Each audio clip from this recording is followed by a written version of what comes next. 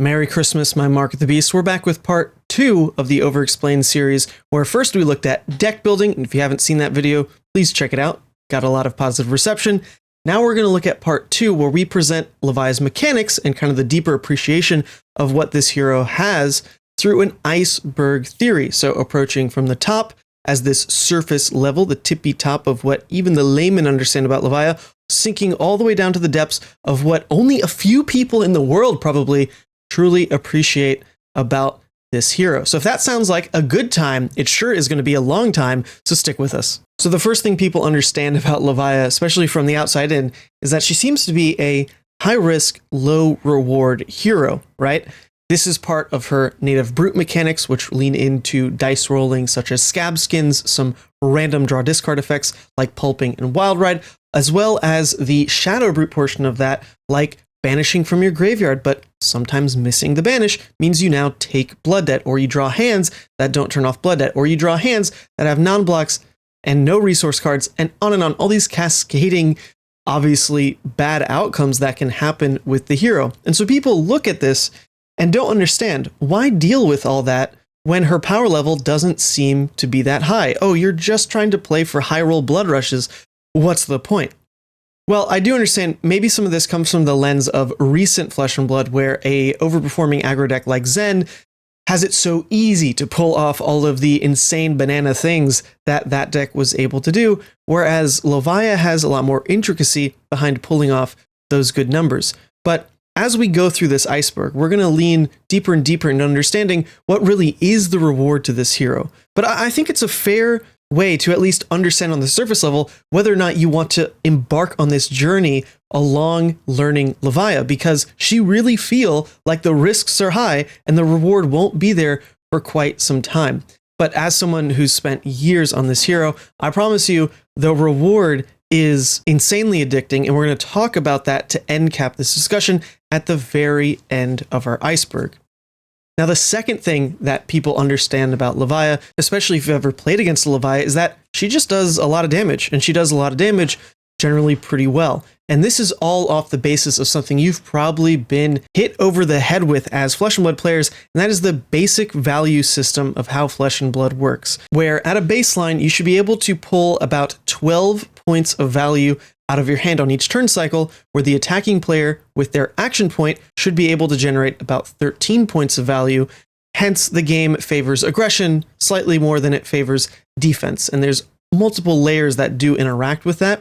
But at a very basic level, that's how Flesh and Blood works. That's how the cards make an impact on the game. 3 values somewhere, either on defense or proactively on offense. But Levia is a deck that more consistently pushes higher value per card, but she doesn't do it in the traditional aggro sense way, where I'm just going to add a lot of 0-for-4s, maybe some conditional go again attached to it. But when you start spamming Scar for Scars, Blaze Headlongs, those things start to just feel like, man, every card is worth 4, isn't it?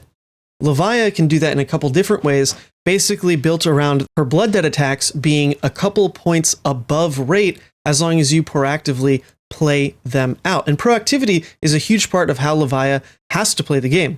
Because once you lean into blood debt, once you've banished your first batch of blood debt from the graveyard to start playing out these attacks, you have to keep playing them. Otherwise, you take that blood debt damage, and then it's very hard to start calculating how above rate you've ever been if all of a sudden you take 20 points of life out of nowhere, right? So Levia tends to lean in to being this proactive deck, able to sculpt really high rates from her attacks. And this is as simple as looking at something like Dread Screamer. Using a blue as your resource card, you are able to attack with that Dread Screamer, following it up by another 1 cost, hopefully presenting 12 to 13 damage when you do the math on that, easily up to 4.3 per card. Or an even simpler one, when you play Endless Maw using a blue, you are generating 9 points of proactive value, 4.5 value per card. But what's interesting about this is an entire turn cycle comes off the back of more than just, I'm going to play these 2 cards for a good rate. What'd you do with the rest of your cards to make that happen? And so I think that's why we're putting this appreciation of where Levia's damage lies right at the surface level, because outwardly, yeah, you can play an Endless Maw 2-card 9, that feels great, but to make the rest of your turn cycle actually work means to get better value out of the rest of your hand than probably just chump blocking for 6. Now, if you want to see more about some very specific ways to play out a blue base to pay for this and pay for that, I'll link a video to one of my favorite content creators, Boosting Spendog, where he actually goes through some of that. But this video is going to be a bit more conceptual, so bear with it. So as we get to the second tier of the iceberg, these are for the players who have actually started to play Levia and start to ask their first questions about, maybe I'm not doing this quite right. And the first thing I want to address is going first or second with this hero. And it's actually not something I think there's a objectively correct answer to. In fact, to this day, when I'm playing Levia, generally I'm trying to think more about what my opponent wants to do than what I want to do with the deck, because like we talked about in the high risk, low reward section, Levia actually can't really guarantee how her deck is going to draw. So even if you have all the confidence in your deck that you've built it to be so aggressive going second, you've got all these draw discards in your list, you really want to just slam them with a pulping. What happens when you drop a hand of only banishers going second? You literally can't play the game. So to avoid feeling too punished by my own decisions, I try to, like I said, base it on what my opponent wants to do. If I'm against an Azalea, and obviously Azalea wants to go first, they want to cheese a hit effect through with a tall dominated arrow, I'm going to go first just to deny them that kind of opportunity. If I'm against a more aggressive deck like Aurora or Dash.io who wants to go second, I would just rather go second so that I don't get slammed by a bunch of 0-for-4s to start the game, right? Now, one thing that does happen as you're newer with Levia is this feeling that going second is always better, because players going first will just attack into you and you get to fill your graveyard and then you draw up with 4 cards in hand and a full graveyard, and doesn't that feel great?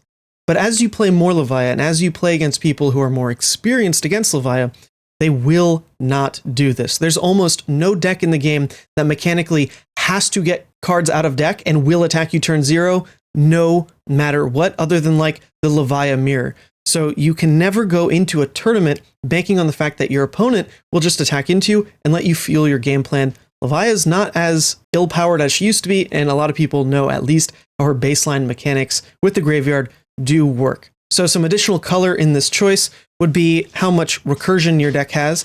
If you are completely hell-bent on finding a Howl from Beyond, you've got Shadow of Blasphets in your deck, you've got Call to the Grave in your deck, then you probably want to try to go first, because playing those out going second is a terrible rate, and really you just want to fish those kinds of cards out of your deck. If you had the more aggressive build like I mentioned before, you probably want to go second, but you don't know if your deck will draw that way, so you can always try to fish for it and just hope that variance goes your way a little bit. Now, another thing in this tier would be to talk more about recursion pieces, because as you do play Levia, this is something that players definitely appreciate quite early is, hold up a second, we don't only do these broken brute things, but we actually have access to a whole extra zone of playables with these blood debt recursion pieces that makes this deck perhaps a lot more intricate than people realize. So I want to spend some time on explaining why recursion pieces are as good as they are, because we are one of the few decks that really plays them in this looping fashion. So if you consider Howl from Beyond, Deep-Rooted Evil, and Ghostly Visit, some of the core recursion pieces that just very obviously represent damage. Spend resources, get damage. The reasons these cards are so good is because they fit into above rate play patterns that help, when we look above at this 4+ damage per card theory that we're pushing for, be a bit more seamless and let us spend our awkward cards in this smooth and concentrated pattern to always give ourselves proactive damage. So Howl from Beyond lets us start to make the choice when we have this extra card in hand. Do we want to block 3 with it and have that card go to graveyard? 3 value, not bad. Or do we want to spend it casting Howl from Beyond? Now there's a way to actually edge some advantage, because we're not spending the whole card in theory on Howl. We're spending 2 resources of that card on Howl. It's still a card in graveyard, and it's pushing more damage to proactively end the game. Deep-Rooted Evil, in a very similar sense, you get to convert an entire card into 6 damage. Ghostly Visit, you get to convert 1 resource into 4 damage. And the more you get to play these cards, the more value you're generating and the more control you have over your own graveyard, because you are filling it on command instead of being reliant on plays and blocking decisions to get your graveyard where you want to be. So they're kind of the upper echelon of what recursion pieces look like. Great rate for the damage they provide, very easy to search out with Call to the Grave, and basically insulate us from running out of damage as a deck, because these cards that we replay and replay and replay, take value out of the game somewhere, either in life traded or in defensive cards from our opponent's deck. Whereas we don't run out of them. We get to play them and banish them and replay them and banish them, right? This next tier of recursion pieces is more situational, but normally played out once per game to very high effect, like Guardian of the Shadow Realm, Mutated Mass, and Hungering Demigon.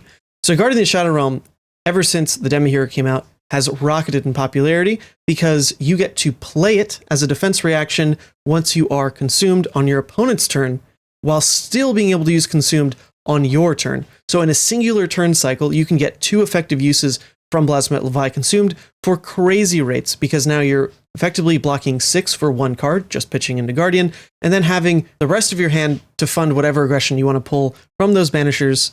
Now, Mutated Mass, very similarly, has about 1 point in the game where you're probably going to play it out to very, very high value, 6 to 8 attack potentially, but it's very hard to do that again and again and again, because truth be told, the first time you throw Mutated Mass for like 6 to 8, you probably dealt like 20 plus damage on that turn. Are you really going to have time to rebanish it, even though it was like the chain ender of that turn? So you need to spend another turn to banish it, to then now set up another super wide turn. That's lining up just as well as the first time, but now you're probably also down Savage Sash. Like, it gets tricky to use that card twice for high value, but you use it once for insane value, and that can generally propel you vastly ahead, because you spent 1 resource to just slam them for that much damage out of nowhere. Pretty good stuff. And then lastly, Hungering Demigon, more niche because it's only relevant really into Bolton and Prism so far, but same deal. This is a very good rate attack that's going to make your opponent either lose soul on a critical tipping point of soul. So you can play this one as much as you want, but you don't always get the chance to play it to high effectiveness. Like I said, sideboard card. Next, you've got some of the more niche fringe cost curves, play patterns that are a bit more spicy, like Grim Feast, Chains of Mephetis, and Void Wraith, where if you see these in a Levia deck, they probably don't work with what Levia overall is trying to do, but they might work with a specific strategy that this deck list is trying to do, like adding extra pummels actually makes Void Wraith a pummel target that you can play out of banish, for example. Grim Feast, if you're all in on just flipping to consumed, helps you protect the life threshold a little bit more, but generally not the most powerful of cards because they don't have an impact on the game that does good math for how Levia plays her hands. Then you've got the more unplayables like Tome of Torment and Dimensional Vortex, which have a huge deck building cost because they don't block. You can't even pitch Dimensional Vortex. And while they're interesting cards to add some spice to your Levia list, rolling Scab Skins can convert Tome to some good value. Trying to very specifically disrupt setup decks can maybe make Dimensional Vortex playable. Once again, these cards don't baseline provide benefit for Levia, and so to use moments to seek out recursion, like from Call to the Grave, that one-time early game, to search out something like Dimensional Vortex, probably not as high impact as just searching out Howl, which is much more easily replayable. So recursion pieces overall, I think especially if you come from other card games, it's easy to appreciate that replaying cards again and again is very strong. It's effectively extra intellect that you add to your hero, but the effects aren't quite in a position to make Levia so much of a toolbox recursion piece user, and has pushed her more towards wanting to get good value, good aggression out of her recursion pieces, but it does make her quite impervious to some metas like combating Pure Fatigue Oldhim, and even some of the Counter Blessings decks. So as you start to play Levia and look for ways to tighten up what's really costing you those losses, one of the first things that come to mind is graveyard management, and how to make that just a little bit more in your control. And I think it's something that's overblown in the Levia community. A lot of people think there's more that you really can do about this than there is. If anything, you need to develop an awareness of your graveyard, because when you are making micro decisions, it can impact the game substantially. Missing on a graveyard banish, or not having enough graveyard to begin with for a play, or whiffing on what could have been a 3-hit on Shadow Realm Horror, all those things will drastically affect a game. And when you're newer, you want your games to not just end on the spot. You want, when you have your 5-card rip and realize, I only have 1 card in graveyard, you just don't want to be in that position. You want to actually get to play the game. So some starting advice on how this works is to remember where your graveyard actually comes from, and that is your choices.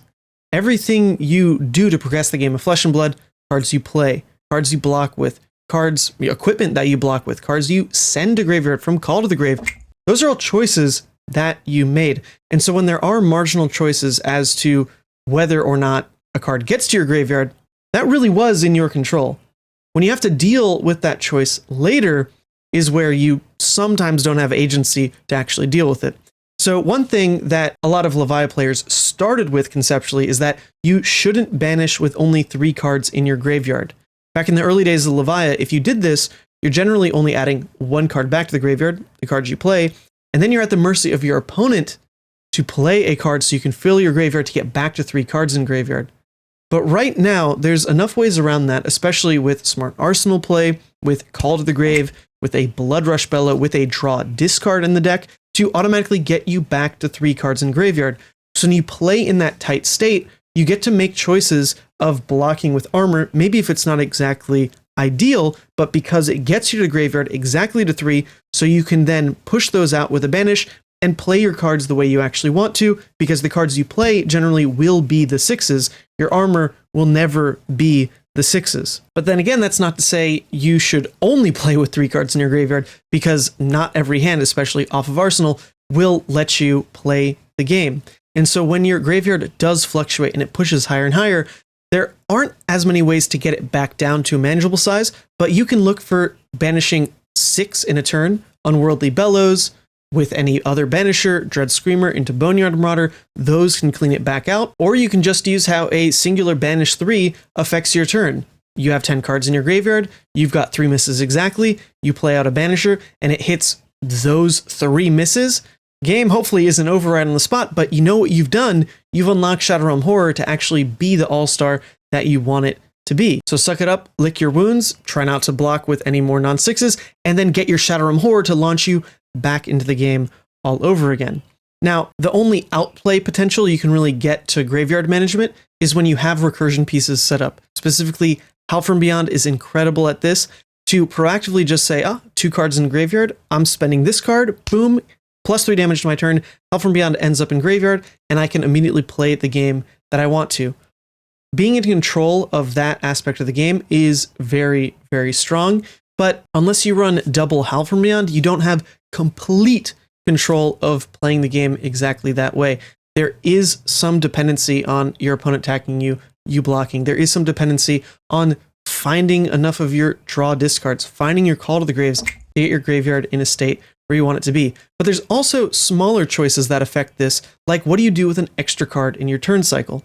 If you have the decision to either block with this seemingly innocuous card for 3 value, or it can work into your turn. Maybe you're starting with a draw discard, so you could keep it in hand because it could convert to 3 damage on a claw, or you could keep this extra card in hand because it will convert to Arsenal. When you have that kind of choice, one thing that you need to be aware of is, what does my graveyard look like? Because that's the missing piece in how you shape up as a Levia player. You might initially look at this extra card in hand and think, oh, I always want to slot this in Arsenal. You know, it's an endless maw. I always want to put this in Arsenal because it's just so much more valuable if I play it out. But we have this extra resource requirement to fulfill. We have banish from our graveyard as a cost on a lot of our cards.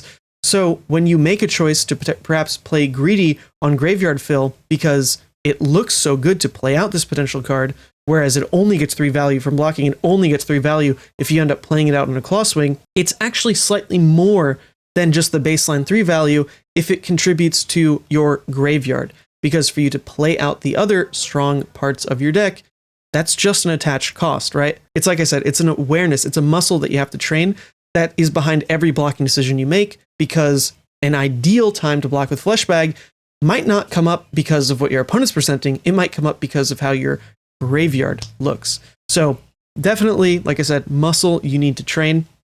But there is a question you can ask yourself before you go into the game about upfront value, Savage Sash or Husk. And I get a lot of questions about this one. Oh, like, am I supposed to run Husk in this matchup? And am I supposed to run Savage Sash in this matchup? I think the breakdown on this is actually quite easy to explain. If you sit down across your opponent and you look at the 2 options, you can basically guarantee that Husk is going to get baseline 6 block value with a ceiling of blocking an on-hit effect. Let's say Command and Conquer. Now you're blocking basically 9 value of a card with that singular chess piece, with the slight upside that it does go immediately to your banish zone, counts as blood debt for Consumed, Doomsday, some small synergies like that. When you look at Savage Sash, it probably gets 5 value up front. You block 2 with it, and then when you crack it, it's generally to unlock a play that you were short resources for, acting as an effective extra pitch card, an extra card in your turn cycle. That should be worth about 3 points. So you start to look at it, okay, 6 versus 5. But Savage Sash has a higher ceiling by far, because if stars align, and you get to crack it, and it can act as potentially 2 pitch cards for the turn. Spamming a lot of 2 costs in a singular turn, for example, can very quickly turn the value of Savage Sash way, way, way up, especially you end with something like Mutated Mass for free. Savage Sash can be up to 8 value if it's representing kind of 2 pitch cards plus the 2 block it had. In matchups where you aren't getting 6 value in block, let's say Aurora, for example, blocking to a Sash and then really pushing for the ceiling of Savage Sash gives you a much better shot to win that game than just saying, I have insulation over 6 damage. There's also Graveyard to consider with Savage Sash to be a little bit more proactive, like against Florian and Enigma. The Graveyard from Savage Sash is very important. Not just the ceiling that it presents, but in those matchups, when you want to be very proactive, you can start to take Spoiled Skull. Spoiled Skull gives you an extra intellect effectively on the right turn. Savage Sash on that same turn, potentially part of that ceiling we're pushing for, because now it's paying for this extra card in that turn cycle. So just think about it that way. Husk, ceiling not very high. Savage Sash, ceiling very, very high. But the hit effect from Husk, the hit effects like Spinal Crush, like CNC, when you're blocking those from Husk, that effectively is protecting you from sacking cards, sacking armor on that turn cycle. So when that's valuable, that's when Husk is better. When the ceiling is valuable, that's when Savage Sash is better. I think you can play both into many, many matchups, and maybe just dependent on the draw sequence of that game, one is going to feel obviously better than the other. But it's something that you as the Levia player need to sit down, be aware that you can flex both strategies on people. I've definitely played into a lot of Guardian with Sash and with Husk. Sometimes Husk was insane because it blocked exactly what I needed to. That giant dominated attack no longer had its crush effect. Amazing. Sometimes that Guardian is on pure fatigue and the Husk doesn't matter, and I would have wanted Savage Sash anyway. So there's a lot of play in how you decide over those 2 equipment pieces. I think they're both fantastic for Levia, especially if you lean into some deck building considerations around Savage Sash. A lot of the draw discards can get quite crazy. And so to know that you can actually play both ways, be a bit more adaptive and not just follow some exact formula on which one you pick, should start to unlock more wins for you in this tier of Levia player. So then for that next tier Levia player that starts to understand their hero, knows why they're powerful, but looking for ways to skill gap their opponents and trying to tighten up what mistakes they're potentially making, I think the obvious thing to look at here is the complexities that surround Plasmafet Levia Consumed. To play this demi-hero well is one of the first things you need to try to master, but it's also very, very hard to pull off because flipping into the hero is not the end-all be-all. It's not Teklavos, and you don't basically win. You need to have set up the entire game to put you in a favorable position to make Plasmafet Levia Consumed have even been the right choice.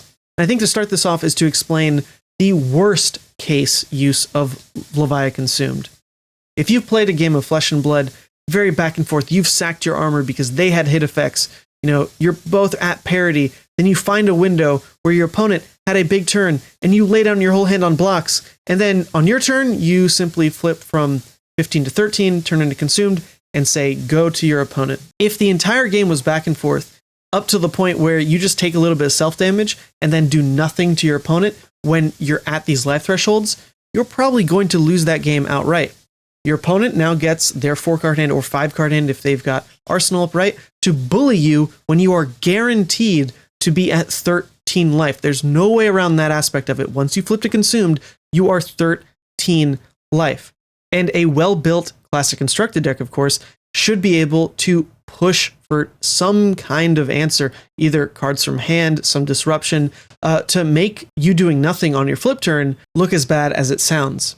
So instead, what you can do to try to remedy that game state, try to use less armor going into that phase of the game, because if you can flip to 13 and still have armor up, that's a huge life buffer in, like I said, the guaranteed 13 that you're going to be at. All of a sudden, this armor advantage that Levia naturally has anyway is in a phase of the game where your opponent can't quite push you out. You can sack armor instead, sack less cards from hand to then use an extra turn cycle or two out of consumed to be as punchy as you want with that extra +1 intellect. You can also look for a consumed flip by still doing something on that turn cycle, just not turning off Blood Debt. Throwing a 2-card disruption like a Command and Conquer, Send Packing, or a wide turn like Pulpings that still lets you throw a Double Claw or something and not turn off Blood Debt. If you are proactive at all on that turn cycle, like I said, the game should be relatively at parity. You are doing something to make your opponent either go lower than 13, get pushed down in that turn cycle, or give you cards, which then lets your flip be that much more oppressive. You can also, if you're going to have this kind of off turn, look to end the game exactly on the next turn cycle. Arsenal a Bloodrush, Arsenal a Dread Screamer, anything that can try to be this 4-wide turn, 3-4 wide turn to just instantly end the game. If you know you're going to walk out of that next turn cycle at barely, 1 or 2 hanging on, have a huge return. Use that extra intellect to slam them with a lot of damage and then end the game outright. You can also use Consumed to try to lock your opponent in this end game where you are naturally gaining slight card advantage the longer you draw out this phase of the game, where they return into you, you give 2 cards on the block, then on your turn, you respond with an effective 3-card play, your 2 cards in hand plus Consumed. Similar thing plays out the next turn cycle, you give them 2 cards, now you play a 1-card pitch on that Endless Maw out of your Consumed, use that extra card to put in Arsenal. Now on the next turn cycle, you use that Arsenal plus the Consumed, effective 2-card advantage of your opponent, slam them to end the game. You just want more play in this phase of the game. Consumed is just giving you more options to play the game, right? So you don't want to go into Consumed floundering and be completely behind on the game and just hoping that it bails you in some capacity. You might still win those types of games, your opponent might just teeter out, but if you're in control of that flip, in control of the end game that you're looking for, that's obviously best case. So one thing you need to consider about this is what damage can my opponent actually present to get me in the range I'm looking for. If it's something like an Assassin or a Guardian, they're probably only dealing maybe 11 damage on their turn cycle. So you can start to consider when your flip turn might be around, upper 20s type of deal. Hun, can you stop for a second? Into Ninja or Runeblade, they could present up to 20 plus damage, especially with their arsenal. So you might be looking to flip as soon as you've taken 1 turn cycle of damage. All you need to have done is get 1 banish through, your graveyard's at 2 or 3 blood debt, and then try to flip and play that punchy endgame that we were expecting. Because if you take an extra turn cycle to kind of play halvesies, block a little bit, return a little bit, you're then going to beat this life threshold of, let's say, 20 something, which into Ninja and Runeblade, you just absolutely can't protect from Consumed reliably, especially with some of the non-blocks that you have in the deck. So one thing you can look for very specifically every time you flip Consumed is try to flip with your Carrying Husk still up. At first, it seems a little counterintuitive. How can you control your life threshold if you haven't blocked with Husk yet? But you'll actually be quite surprised as how those turn cycles will play out, knowing that you want to get to this life threshold where some combination of blocking with cards from hand but not your armor will actually get you to where you want to be. You hold Husk, you flip to 13, you have Husk up, Husk will banish on the start of your turn, so that way when your opponent attacks into you, you are guaranteed to get 6 block value out of Husk. And so truly, especially as a goal when you're starting out, look for that. Try to flip every game with Husk still up. And there are some matchups that are so critical around this position, like Azalea is a big one. The mirror match into any other brute, definitely huge there as well. Something else to look at, and this is where a lot of misplays come from, I think, is how excited players get about a double Bloodrush. And also how unexcited veteran Levia players get about playing double Bloodrush, where I think in reality, there is a middle ground that you need to make the choice about every time you have the opportunity to play out double Bloodrush. So if you think about it, most of the time, a singular Bloodrush is going to give you +6 value on the turn, +2, +2, and +2, right? If you play a double Bloodrush, you're probably stumping your turn to +4, +4, and you're going to lose out on an extra claw swing, something like that. So in the end, you actually do net most of the time +2 damage versus playing 1 Bloodrush, but it was at the cost of a Bloodrush from your deck. And what's critical there is you might think, well, pitching away the Bloodrush, though, that's just getting rid of it anyway. I might as well rip it every time. However, if you just play that turn cycle to maybe be a baby Bloodrush, +2/+2, hold the second Bloodrush, put it in Arsenal, play it on your next turn, and you can once again try for +2/+2/+2, you are effectively getting 10 damage out of those 2 Bloodrushes versus the effective 8 that you were getting if you played the 2 out immediately, or the 6 damage that you were getting if you played out the first one and then pitched away the second one. So most of the time, you can work with those numbers in your mind about any matchup that double Bloodrush is going to come up in. If it's a turtle crack type of matchup and you just need the most damage in a singular turn cycle, maybe playing the double Bloodrush, knowing that you can probably get 8 damage out of the 2, is good enough. Because that's pushed into a singular turn cycle, going claw attack is still enough true damage that you care. Or if you think you can pitch stack a 4-wide Bloodrush off the second one, then delaying the value of that first Bloodrush and going +6, pitching away so you can get it back for later, the 4-wide will be relevant. Or if it's the aggro matchup where a lot of numbers at first might sound good, remember you just need max damage turn by turn, so going for the +4 and then the +6 is actually how you're going to win that race, and effectively enabling 2 hands back to back rather than just going double Bloodrush at first for that claw attack turn. So double Bloodrush, you just have to remember those 3 choices basically as to what to do when you end up with a second Bloodrush after playing the first one.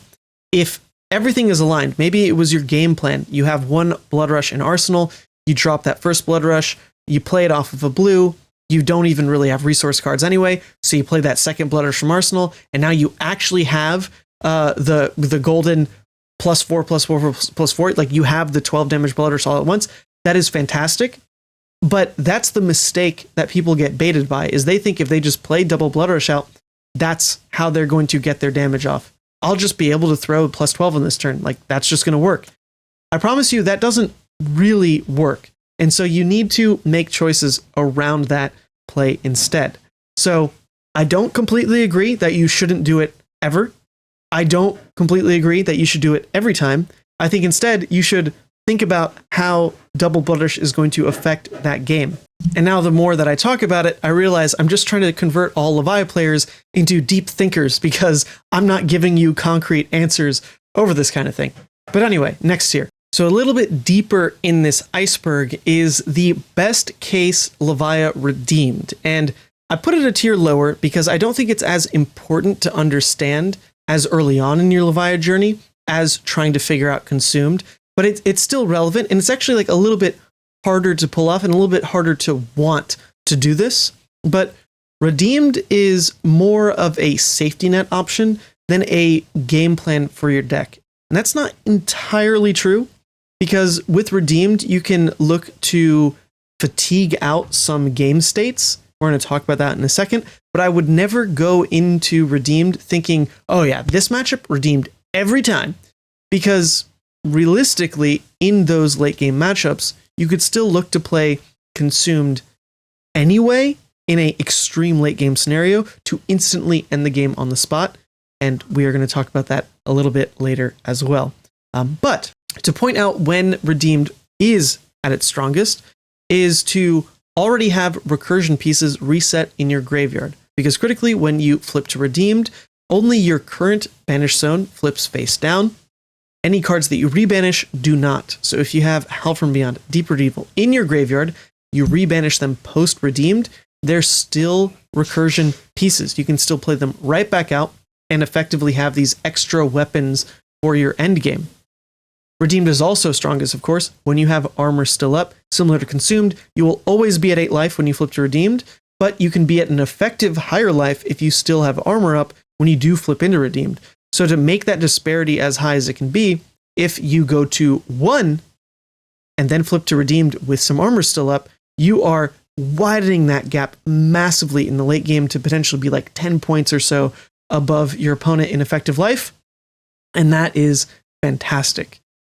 Redeemed as well doesn't have go again. So in best case, when you have something like an agility to curve out, this was a strong swing big turn anyway, this was a strong endless maw turn anyway, and then flip into redeemed, that's a lot better than sacking your more natural go again pieces, like throwing a Dread Screamer and then flipping into redeemed, because you didn't really do anything above rate. Nothing was unique about that type of flip, right? 2 for 6, not great. You'd rather throw something a bit more spicy than that, but it doesn't always happen. We're just pointing out the best case. Also, when you do flip redeemed, of course, your cards lose blood debt.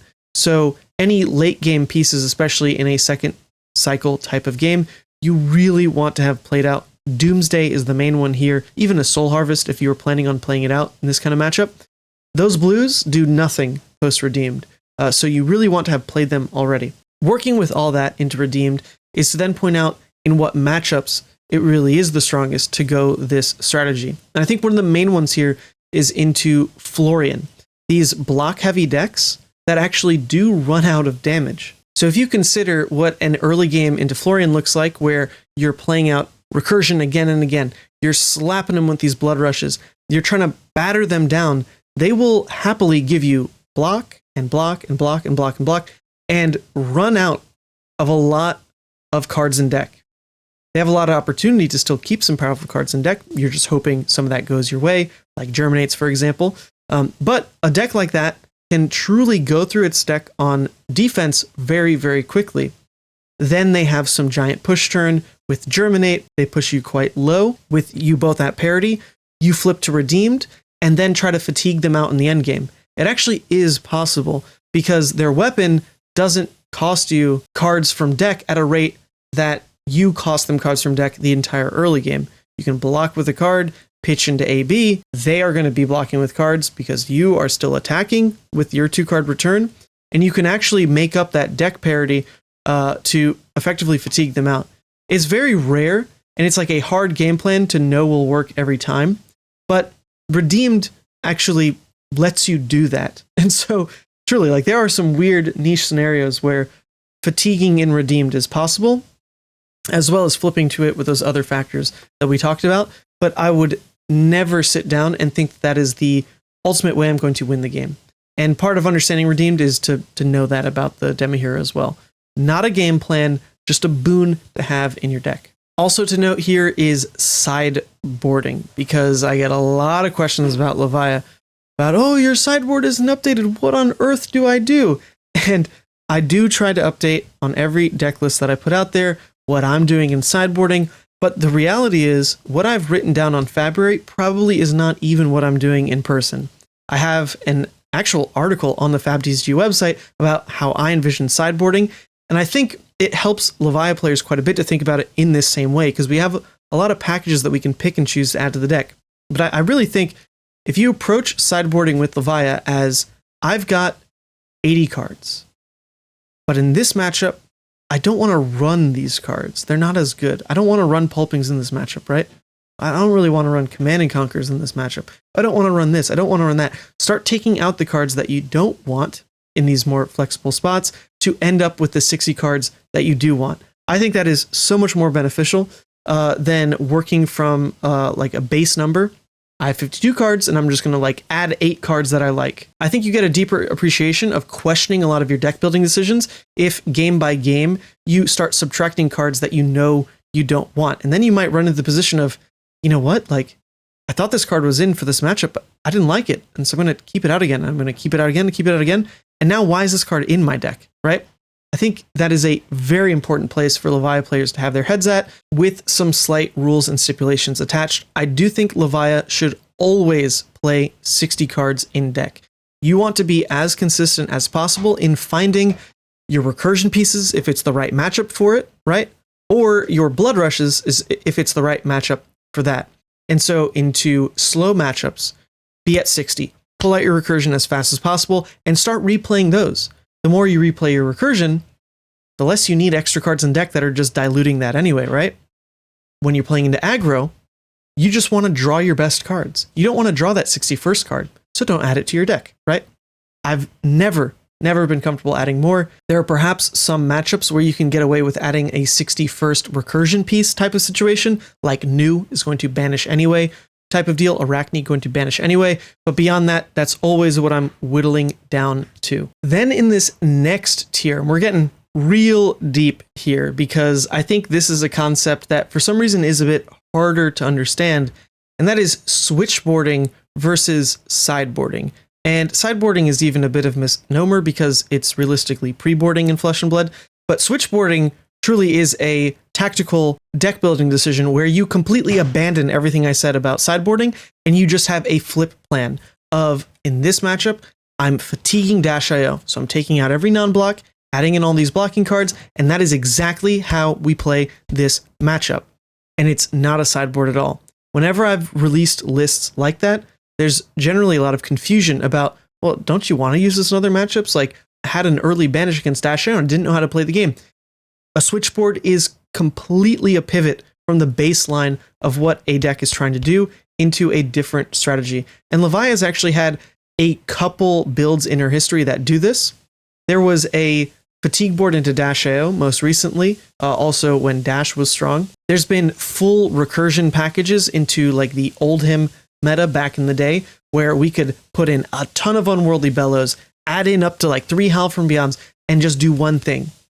Just play recursion. Sometimes block with Bloodrush, pitch with Bloodrush. Didn't really matter. Your weapons were Howl and Deep-Rooted Evil. I also, to Pro Tour Leal, took a Hexagore board into specifically Guardian, where, once again, you change something so core to the deck. I'm no longer a Bloodrush Claws deck. I'm now a Shadow Puppetry Hexagore deck.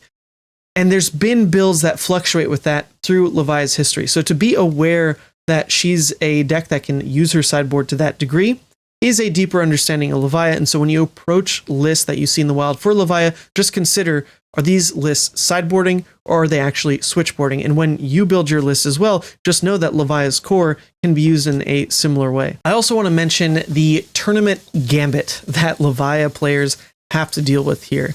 And this is one that I am less prone to now than previous because I just don't get to play as many events. But it's something I see so many players struggle with, especially like on the team, for example. On Runaways, we have some devoted Levia players, but they just can't take her to these majors. And it is because of a true problem with how Levia operates in a Swiss format record-based system. And that is, Levia is actually at her best with a massive sample size. Truly, when I spam Levia games online, I'm picking up, 500 practice games, whatever I can. The results are generally incredible. And when you play that many Levia games, when you look at the actual ratios as to how a deck is built, I'm only supposed to draw 4 reds 1% of the time. You're drawing thousands of hands. And so sure enough, it starts to be more normalized. You're only drawing those hands 1% of the time. But as you play less games with Levia, only drawing 100 hands in a tournament, whatever it is, if you are on the bad side of that just card game variance, those inoperable hands with Levia, not even just those hands, but those states overall with Levia, can cost you an entire tournament match. No ifs, ands, or buts, just on the spot, you lose. And if that happens to you, you play the entire rest of the day on this bubble because going X2 will miss top cuts. And she actually is a pretty good hero to just take into almost any field. She generally is pretty good into the gem lottery. She can win a lot of games that are unfair. She's pretty 50-50 into most of the field. The reality is you always have that strike of bad luck waiting to take you down. And you just can't win them all anyway due to opponents having luck or plays or game plans for you. So she just is a riskier deck to take into a tournament that is worth money. But I think she's absolutely the correct deck to take if you want to challenge yourself and have some fun along the way. But if you are really committed and you say, screw it, I know Levia can just absolutely take games away from me. I know some days I gotta just pay blood debt. It is what it is. If you still want to make those tiny percentages work in your favor to make the deck win as much as it is capable of, there is some math to consider with Levia. And I put this way at the bottom of the iceberg because I generally never think about Levia math. I really don't. If it was bad luck I'll go ahead and take a look at what the outcomes were just to pat myself on the back and know, that was the 0.001% chance you just lost to. Makes me feel better about myself. But you actually can use Levia Math to make some informed decisions. And the main one that a lot of people come to is, should you roll Scab Skins or should you go for another line? And Scab Skins is really easy to sort out. It's about 17% to hit a 1. If you have Gamblers, it is about a 3% to hit a 1 into a 1. So obviously the odds are never terrible for you to actually hit that 1, but you should keep those percentages in mind because you can weigh them against the game state itself. What do I think my odds are after playing this matchup hundreds of times, hopefully, to win this matchup from this position? Can I take this 4-card 6? Can I do that from this position? Can I just turn 4 cards into 6 damage and still win this game? Am I at higher than 18% to win this game? Because if I am, then I just shouldn't sacrifice this game to Scabskins and just play the game the way it is.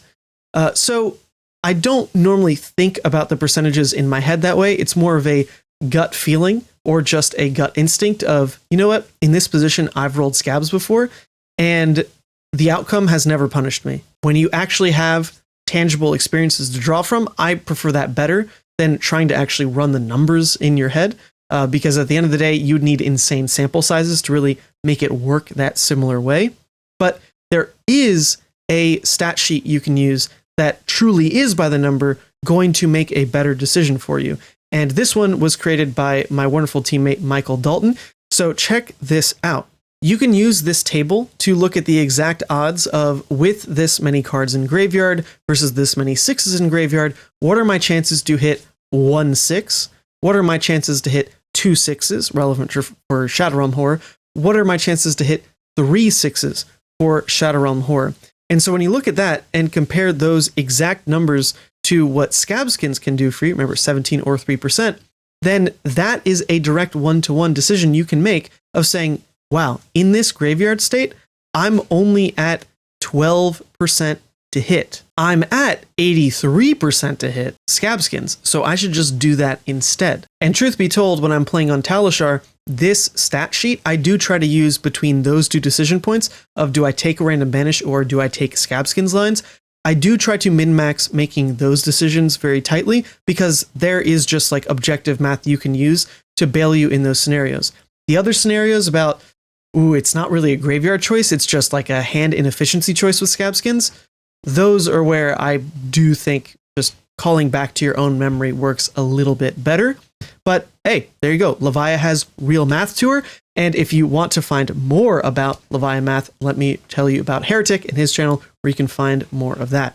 Another thing you can look for to tighten up your Levia play and really edge out that knowledge gap between you and your opponents is some fringe mechanics that she has. And there's quite a few, and I don't have a great position to know if other heroes also have this many fringe mechanics, but Levia definitely has some that work in your favor. For example, when you banish cards from your graveyard, it happens all at the same time, but then you decide the order that they end up in your banish zone.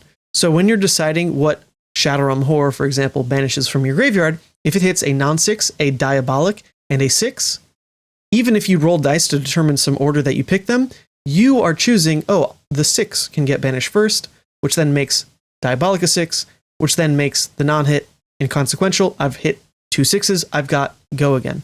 So you do control that exact layering. Same thing for Blood Dripping Frenzy. As you banish those cards in hand, you are deciding the order in which they are banished. So you can turn a Diabolic Offering into a 6. Same deal. In line with mentioning Diabolic, any temporary effect that banishes a 6 still makes Diabolic block 6. So in the mirror match or against any other brutes, if they send packing and it was a 6 in Arsenal, your Diabolics now block 6, which actually does come up quite a bit. Or if you're playing into a new and you previously blocked a Chainlink with a 6 and it was banished due to her effect, Diabolic is already a 6, right? It saw that 6 was banished. Boom, there you go. You can now block their Codex CNC, whatever the hell they're doing, with just that one Diabolic. Similarly, Beast Within has a lot of very cool interactions. The first one with Call to the Grave, when you send it to your graveyard, it is skipping going from the combat chain to the graveyard, so it will trigger its effect, and you get the banish off pretty immediately. And this is huge for making Call to the Grave such a strong arsenal piece or an effective 6 from your blue base at all. Beast Within also will trigger if it was in arsenal and you get hit with a CNC.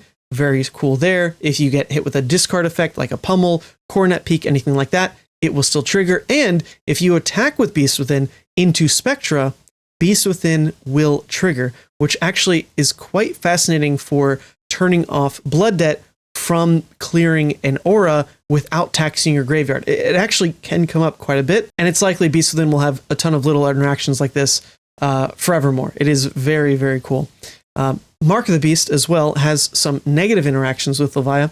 If it gets minused on the combat chain, like from a drop in the ocean, for example, you attack with it, they drop it. When you close the combat chain, it is still at its reduced attack value. So it will banish as a 5 and not let you turn off Blood Debt, not let you throw Graveling Growl or things like that. But in a similar vein, when you play a Howl from Beyond on top of a Blue Dread Screamer, or you have a Bloodrush on top of a Blue Dread Screamer, or any brute attacks like this, they are 6s to be discounted by Savage Sash, which is quite interesting. The Howl interaction, for one, can even let you do things like making a Ghostly Visit all of a sudden free off of Savage Sash. And then lastly, I want to mention one that I feel like I get people with all the time, and that is Doomsday is an instant. So anytime that your Banish Zone has layers to it, like Consume's Trigger, flipping Blood Debt cards face down, as long as you have priority, you can still play Doomsday. So let's say you have 5 Blood Debt cards. One of them is Dread Screamer in your Banish Zone. You have Doomsday in hand. You play the Dread Screamer from your Banish Zone with Consume's ability. You go down to 4 Blood Debt, but then the Dread Screamer banishes from your graveyard. As long as it hit 2 more Blood Debt cards before they flip face down, you can respond with Doomsday and still summon that sucker. Incredible interaction. You can do it on defense as well. If you're blocking with Carrion Husk, before the Carrion Husk flips on your opponent's turn when they close the chain, boom, you can play Doomsday as well.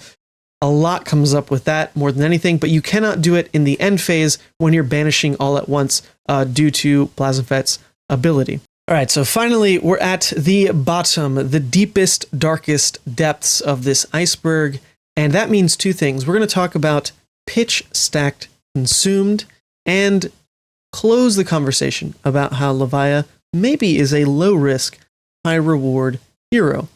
So pitch stack consumed refers to almost like a dream state you can achieve with Levia, but what I found out about this is some people, especially outside of the League of Levia, who approach Levia, came in with this game plan top of mind, like Mo Bogsley in an interview that we did. Basically, with Blazonfet Levia consumed, you can play her almost like Chain, where you start to count which hands are going to draw, which cards are going to banish, and try to map out draw, banish, draw, banish, draw, and figure out very quickly what your last hand or two in the deck is going to be. Now, what I found from playing with this a lot is you can't quite control drawing relevant reds or yellows, like those kinds of cards. Pitching those as part of this isn't quite how we're trying to do it. It's not like a true second cycle where you can find an opportunity, oh, I'm gonna bottom this red, and that's what's going to make the difference in this turbo pitch stack consume game plan. Instead, what you can try to do by drawing those cards early is make sure they were cards that are easy to pitch. You know, you want this game plan to be accessible if you need to go for it. So the most powerful blues you can add, Tear Limb from Limb, Convulsions from the Bellows of Hell, Barraging Beatdown, those high impact blues that you can draw and basically end the game with are ideal for this kind of strategy. And this is where the fabled tale of Tear Limb from Limb plus Shaden Death Hydra comes from, where in Magical Christmas Land, you flip to consumed with crazy high blood debt. Maybe it doesn't need to be that high, but let's say high blood debt. You draw up this last hand of your deck. You've got the Shaden Death Hydra banished already. Your hand is going to play the Tear Limb from Limb. You're going to draw discard these other blue 6s that you've got, Wrecker-Romps, Deadwood Rumblers, whatever it is. And then you're going to slam them with 26 damage on Shaden Death Hydra and just instantly end the game. that one hand that you pitch stacked was just blues anyway, right? Now, that version of pitch stack consumed is honestly a bit too hard to pull off, and I don't think all that relevant with the decks that are in the game currently, especially with how much easier it is to get recursion working due to Call to the Grave. But that does mean other blues that work in this strategy are still quite strong. Convulsions from the Bellows of Hell, letting you pull a Dominate out of that blue that you're guaranteed to draw. Barraging Beatdown is my personal favorite, knowing that you can draw these Intimidates that are very relevant in late game. Those plays are still really good. Obviously not the ceiling to which Tear Limb from Limb, Shade and Death Hydra was, but you need to understand as you play Levia, can you get away with flipping to this turbo consumed? Can you win off of drawing just these last one or two hands in your deck? Were you tracking what those hands even were? Do you know if they're good blues or are they your filler blues? So mastering that knowledge of Levia, it's like training another muscle, like we're talking about with graveyard management, to start to note, okay, these blues, if I end up going for pitch stack consumed, will end the game outright. So I can flip with 20 blood debt and I know I will win. Or know that you can't win, or know that maybe you're close, but you still need to play out your Call to the Graves, so you're about to shuffle that sucker anyway, and you don't need to waste the brain capacity on it. Just the awareness of all these parts of Levia's plan and how she's actually going to win the game are definitely something even I struggle with, mostly due to Talishar habits, where you can just click, click, click right through the deck. Now, to cap this entire video off, I want to revisit how we introduce Levia as high risk, low reward. Because now that we've talked through at length some of the things you need to be mindful of, some of the mechanics that you need to dig into to master Levia, you can tell that there is a reward at the end of the tunnel. You know, we're talking about relevant things here. There is room to grow in all of this. There are things to master in all of this. And the reward is baked into that same statement. The reward is that ultimately, the deck is a lot lower risk than we initially introduced it as. It's not just praying for Bloodrush every game. It's not praying for Scabskins to hit every game. It is genuinely a deck that has so many layers of context and awareness that you need to train yourself into to master perfect play, to reward yourself with a deck that is really not as random as everyone else thinks it is. I'm not going to pretend that the reward is much deeper than that. The reward isn't giving you Pro Tour wins. That still hasn't happened. But the reward is how much mastery, how much room to grow there truly is with this hero. And it's a good investment of your time as well, because Levia is set to LL in about 30 years if she stays on track with her current attainment of LL points, and it's probably even less because I don't get to play in the majors anymore. So the deeper that you go into this hero, the more reward you are basically going to get until the end of time with Flesh and Blood, unless they juice her power through the moon, which honestly, that would be a benefit in its own right, because then there really is a reward for all of us that have put the time in first. So with that, I hope you enjoyed the Overexplained series here on the channel. I had a lot of fun doing this, and I really want to uplift a lot of the other Levia content creators that are filling in some of the gaps, because they get to play and they get to perform and they get to have fun with this hero a little bit more than I do these days. So you'll find all those links in the comment below. Please join the League of Levia as well to join in on the super active discussion over there. And with that, I will see you in the next one.